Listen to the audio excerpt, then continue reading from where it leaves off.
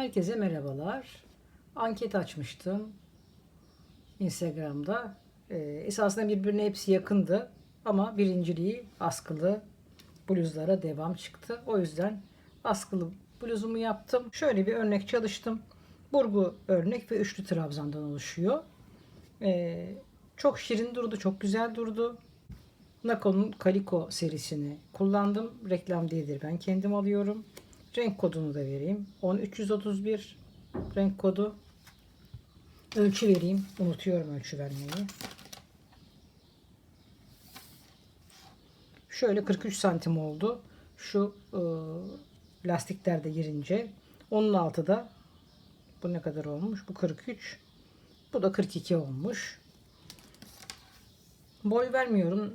Ne kadar isterseniz o kadar olacak. Şuradaki bıraktığım bölümü vereyim. Burası 29 santim olmuş. Şuradaki yaka kısmı. Buradan başlıyoruz. 2 tane parçayı örüyoruz. Çift sayıya ihtiyacınız olacak. Kendi bedeninizi ölçeceksiniz ya da mevcut bir bluzunuz varsa onu ölçün. O kadarlık zincir çekeceksiniz. Biraz bolca çekin ve şuradaki ilk sırada burgu modelimizle başlıyoruz. Önce bir tekli trabzan yapıp burgu modelimi kuruyorum ve o şekilde devam ediyorum. Bir burgu, bir üçlü trabzan, bir burgu, bir üçlü trabzan şeklinde devam ediyor. Şurada ne kadar istiyorsanız boyunuzun uzunluğunu koltuk altınıza gelmeden önce belirli bir yerde kesmeye başlıyorsunuz. Onu anlatıyorum zaten size, kesme kısmını. Ben birer birer her sırada giderken kestim, dönerken kestim, giderken kestim. Önce belirli bir sayıda kestikten sonra belirli bir yere geldim ve ondan sonra dümdüz devam ettim. Şurada da şöyle bir askı çalışması yaptım. Bitirdikten sonra da bedeni diktim, dikmeye başladım ve buradan sık iğne ile şuraya kadar geldim. Zincirle şuradaki omuzumu ayarladım. Giydim. Uygundu. Ve yeniden devam ettim. Döne döne buradaki lastiği yaptım. Sonra da bu tarafı aynı şekilde yaptım. Başına sonuna fotoğraflarını da koyarım. Umarım beğenirsiniz. Şimdiden kolay gelsin. Bir tanesini bitirdim. Birine beraber başlayacağız. Modeli tanıtacağım. Şu ön yüzüne çevireyim. Modeli tanıtacağım size. Sonra kesme yerinde tekrardan bir araya geleceğiz. Bakın biraz böyle merdivenli bir kesme yaptım. Özellikle yeni başlayanlar kesmede bazen zorlanıyor. Şöyle kolay yöntemle keseceğiz. Sonra biz burayı böyle dümdüz hale getireceğiz. Onu da endişe etmeyin. Önce bir şöyle ilk 5 tane kestim. Sonra da birer birer keserek belirli bir yerden sonra da belirli bir yerde yeterli ene kavuşunca bıraktım. Ve dümdüz devam ettim 3-4 sıra kadar da. Zaten buraya bir de askı yapacağız. O yüzden bu yeterli oldu. Hepsini anlatacağım zaten size. Çift sayıda zincire ihtiyacınız olacak. Ona göre zincirinizi çekip başlayacaksınız. Modeli çift zincir üzerine kuracağız. 68 tane zincirle başlayacağım. Başta sondaki zincirlerim olacak bir de. Şunları yerleştireceğiz. Şuradaki çalışmaları yapacağız. Çok kolay. İkili trabzanlar bir de üçlü trabzanlardan oluşuyor. Ama çok güzel durdu. İki tane eşit parçayı yapacağız. Önce bir tarafını bitireceğiz. Sonra bir tarafını dikeceğiz. Devam edeceğiz. Oraları gelince anlatacağım. Şimdi zincirlerimizi çekelim. Ben şimdi 68 tane zincirimi çekeceğim. Bir sırada sık iğne gideceğim. Daha kolay yerleşiyor model. Daha güzel görünüyor.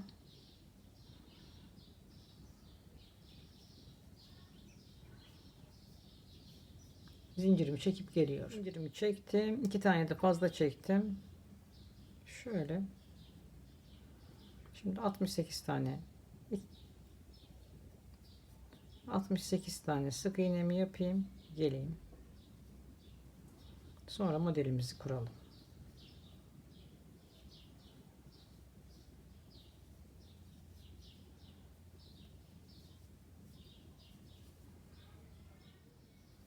Evet, başlıyoruz. 3 tane zincirle yukarı çıkıyorum.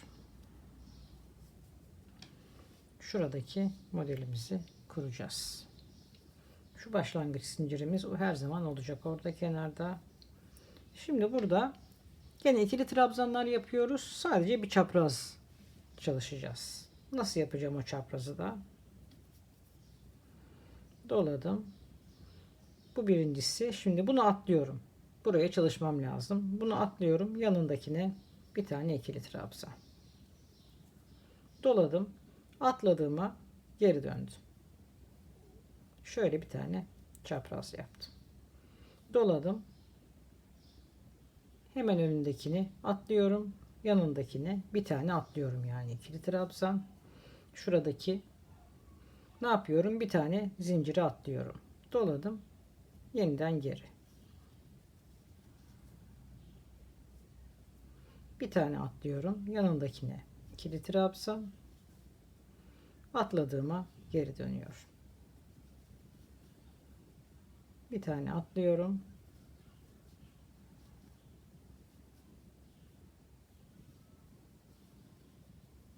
Böyle çapraz bir çalışma. Ne yapıyorum? Atlıyorum. Geri dönüyorum. İkili trabzanlarımı bu şekilde çalışıyorum. Hemen önündekini atlıyorum. Yanındakine yapıyorum önce ikili trabzanımı. Sonra geri dönüp atladığım bölüme, sonradan atladığım bölüme de ikili trabzan yapıyorum. Bir tane atlıyorum.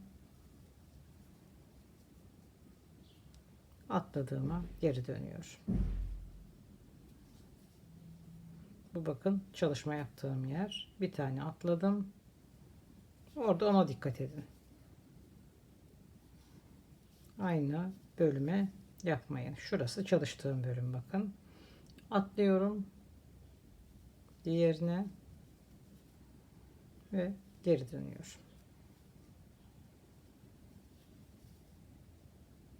Atladım. Geri döndüm.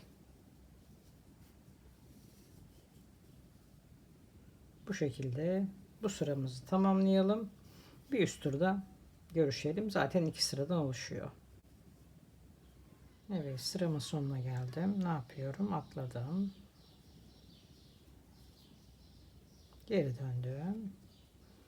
Ve baştaki gibi ilk başlangıca bir tane ikili trabzan yaptım. İlk sıramı tamamladım. İkinci sıramda ne yapıyorum? Şuradaki üçlü trabzanları yapıyorum. 4 ile yukarı çıkıyorum. 1, 2, 3, 4. Ve 2 kere doladım. Şimdi her bir göze üçlü trabzan yapacağım. Bakın burada bunları atlamayın. Arka bacaktan çalışacağım. Yani böyle içine değil, şu arka bacağımdan. Şu arka bacağından giriş yaptım. 1, 2, 3 ile çıktım. Çift doladım. Şu arka bacaklarından çalıştım. 3 ile çıktım. Çift doladım.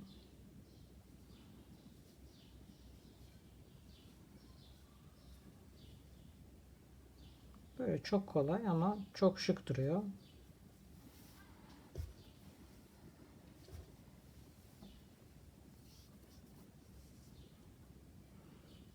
Doladım.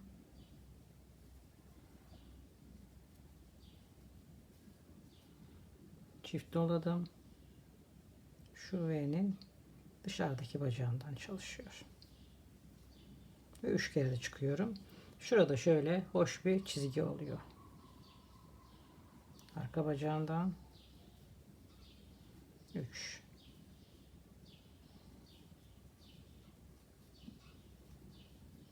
Çift doladım.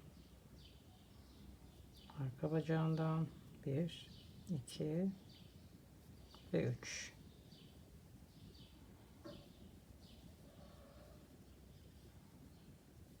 Çift doladım. Bu şekilde. Modelimiz bir bu sırayı yapacağız, bir bu sırayı yapacağız. Bitiriyorum. Bir üst turda görüşelim. Sıranın sonuna geldim. Çift doladım.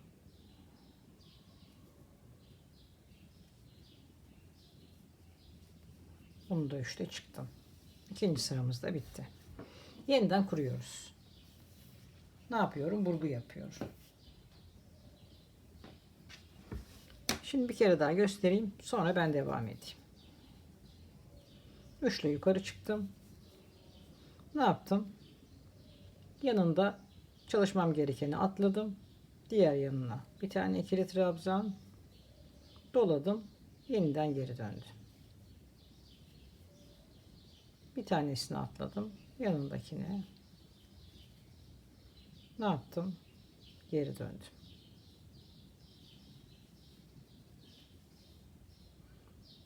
Atladım. Geri döndüm.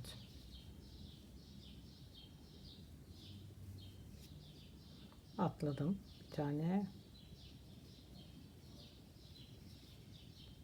ve geri döndüm. Bu şekilde de ikinci sıramı kurmuş oluyorum. Burgularımı yapıyorum yan yana. Atlamayı unutmayın. Ki sayılarımızın eşitliği bozulmasın. Bir ona dikkat edeceksiniz. Döndükten sonra da üçlü trabzanlar arka bacaklarından dolayarak ne kadar istiyorsanız şöyle bunu bitirin. Kol kesme bölümünde görüşelim. Ben devam ediyorum şimdi. Ben şuradaki bölümü 12 sıra yapmışım. Orada bir ölçü de vereyim. Crop oluyor bu. Şöyle 18 santim olmuş. Şimdi kolu kesmeye başlıyorum. Önce 5 tane 1, 2, 3 şuradaki ile beraber en baştaki zincirle beraber 1, 2, 3, 4, 5, 6 altıncıya giriş yapacağım. Oradan ilk kesremi o şekilde yapıyorum. Aynı şekilde burada da altıncıdan geri döneceğim. Bir tane zincirle yukarı çıktım ve kaydırarak gidiyorum.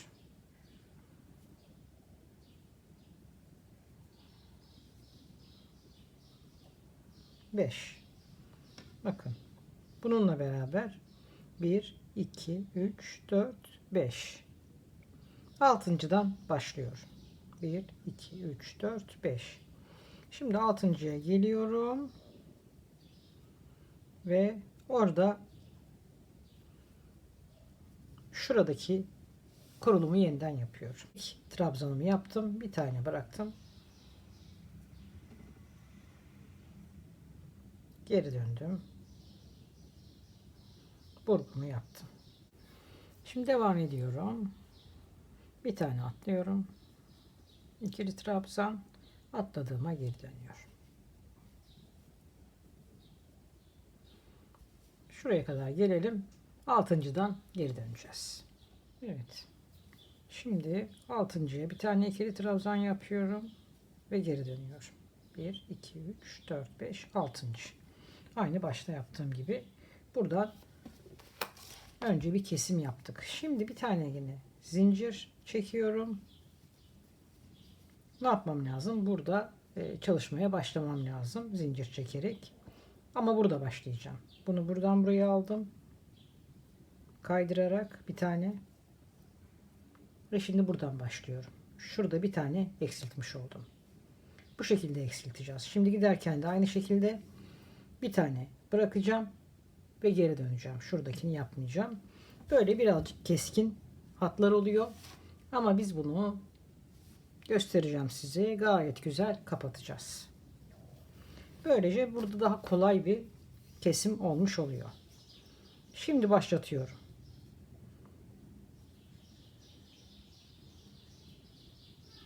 Çift doladım. Bir tanesinin üzerine gelmiş oldum böylece. Bir tane kaydırarak ve arka bacağından çalışıyorum. Çift doladım. Böyle böyle birer birer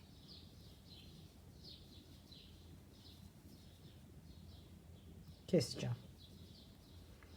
Buraya örüyorum. Şurada görüşelim. Evet. Bakın sonuna geldim. Ne yapmıştım? Buradan şuraya kaydırmıştım. Şurayı çalışmamıştım. Şimdi de burayı çalışıyorum. Baştayken ilk zincirimden buraya gelmiştim. Şu anda yaptığım yere. Burada da bir tane eksiltmiş oldum. Döndüm bir tane ile. Şimdi yeni sıradayım. Yeniden eksiltiyorum. Ne yapıyorum? Hemen şuraya geçiş yapıyorum. Kaydırdım. Bir tane daha eksilttim. 3'te yukarı çıktım. Bir tane atladım. Burgu. Bu şekilde eksiltiyorum. Bir tane atladım. Bakın hep böyle biraz merdiven merdiven bir görüntü oluyor. Sıra sonunda bir tane daha göstereyim. Sonra ben kesmeyi devam ettireceğim. Şuraya geleyim, bir kere daha göstereyim. Bir dönüş daha göstereyim. Ondan sonra ben devam edeceğim. Evet. Bir tane atladım.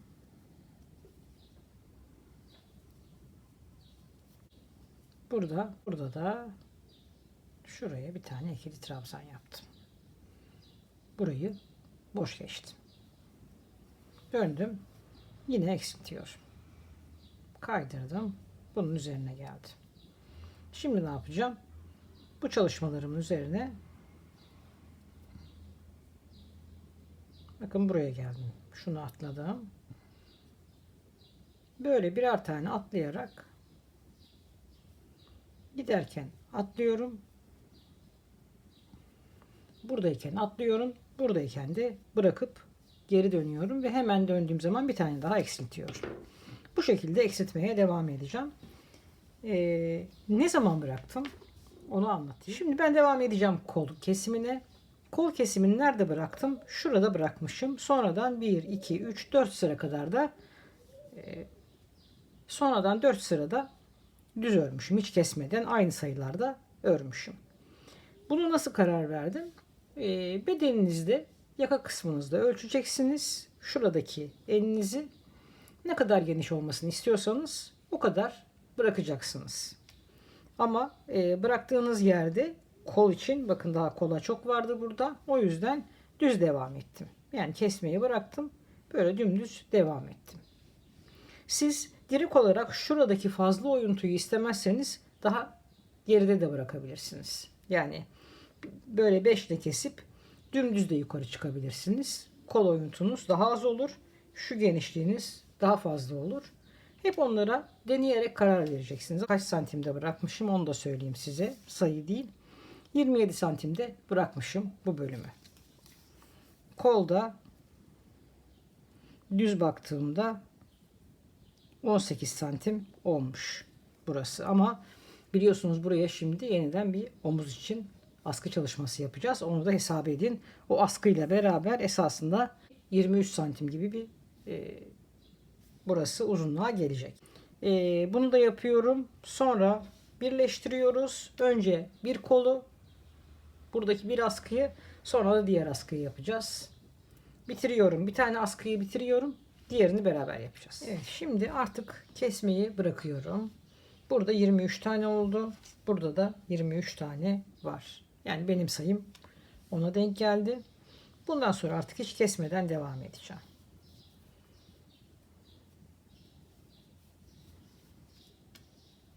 Artık hiç kesmeden devam ediyor. Yani buradaki 23 sayısını şuradaki 23 olan grubu koruyacağım. Kenarını buradan şu hattı düzelteceğiz. Zincirimizi çekeceğiz. Diğer tarafa bağlantı yapacağız. Burada da gene zincirimizi çekeceğiz ve dönerek burada hem askı hem de buradaki lastik kısmımızı yapacağız.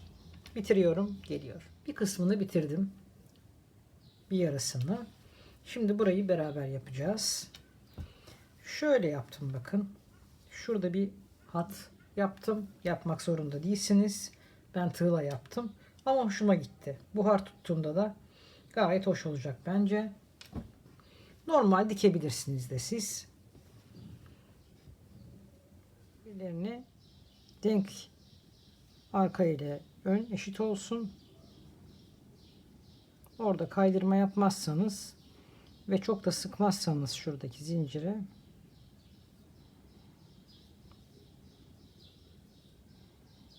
bir şuradan bir şuradan,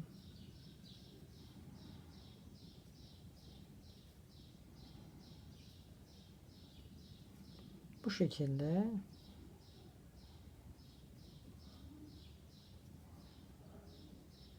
zincirlerin üzerinden çalışıyor. Arada kontrol ediyorum. Şurada görüşelim. Evet. Kaydırmayla geldim. Şimdi kolun şu bölümden itibaren sık iğnemi yapıyorum. Buraya geldiğimde de 9 bu taraf için, 9'u diğer taraf için zincir çekiyorum. Bu benim bana uygun gelen zincirdi. Siz de kendi bedeninizde onu uygulayacaksınız. Şimdi sık iğneye geçiyorum. Burayı bitirdim.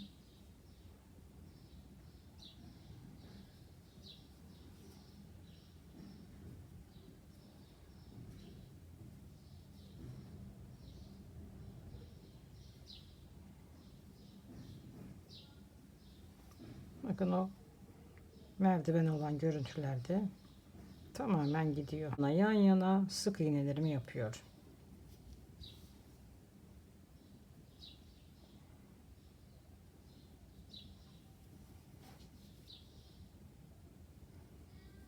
Şöyle zincirlerin üstüne, boşluklara değil, zincirlerin üzerine.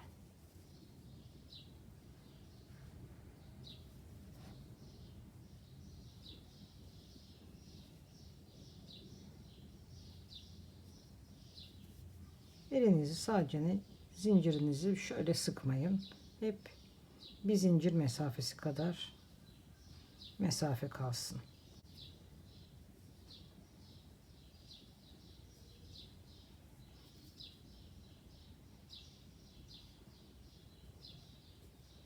Ve ilk başlangıca geldim.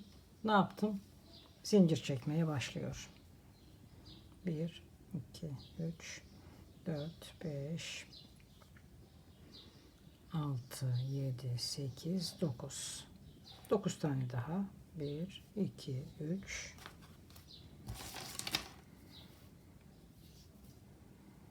4, 5, 6, 7, 8, 9. Ne yapacağım şimdi?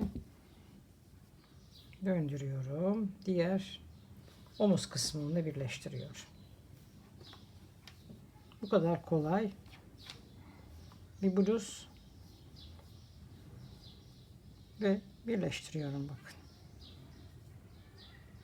En başa şöyle sık iğne ile birleştirdim. Ve şimdi diğer kolun sık iğnesini yapıyorum.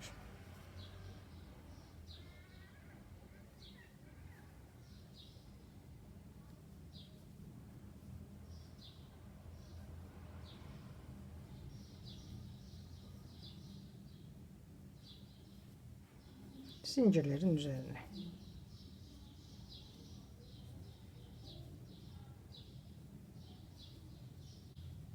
Bu durumda mutlaka bir kere deneyin. Uygunsa devam edin.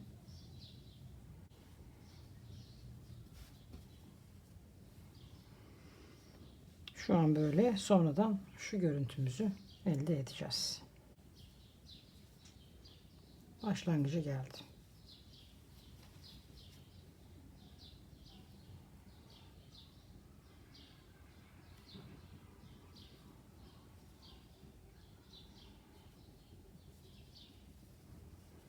Şimdi şuradan itibaren artık şu arka bacağından çalışıyor.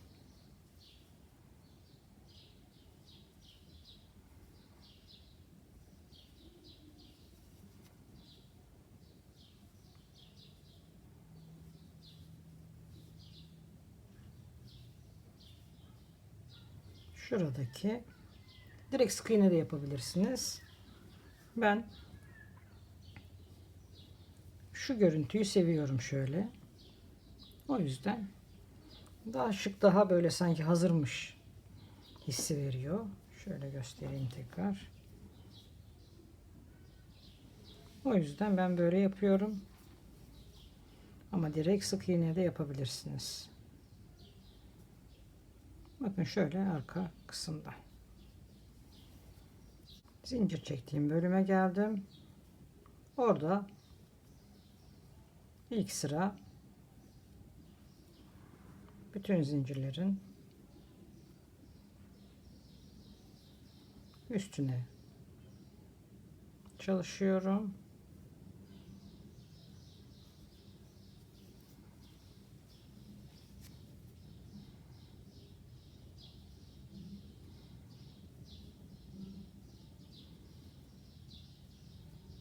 Sonra bu zincirlerde de yine arka bacaktan çalışacağım. Şu anda birkaç sıra daha yapacağım zaten. 1,5 tane ip gitmiş oluyor. Yani daha büyük beden için 2 tane yeterli olacaktır. Özellikle yaz satışları için çok da ekonomik. Bunu çalıştım ve yeniden arka bacaktan devam. Geldiğimde yine arka bacaktan çalışarak 2 sıra yapıyorum. Bir de kaydırmayı göstereyim. Sonra finalde görüşelim. Şimdi başlangıca geldikten sonra bir sırada en son sırayı şöyle kaydırarak bitiriyorum.